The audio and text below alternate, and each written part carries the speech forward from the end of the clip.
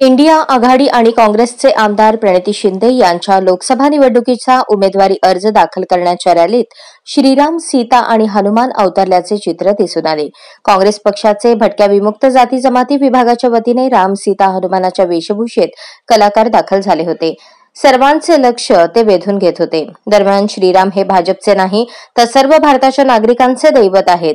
राष्ट्रपिता महात्मा गांधी यांच्या तोंडी शेवटचे शब्द हे राम आले होते. भाजपने रामाच्या नावाखाली राजकारण करू नये असा टोला यावेळी देण्यात आला. यावेळी देवाभाऊ गायकवाड, भारत जाधव, युवराज जाधव आदींची उपस्थिती होती.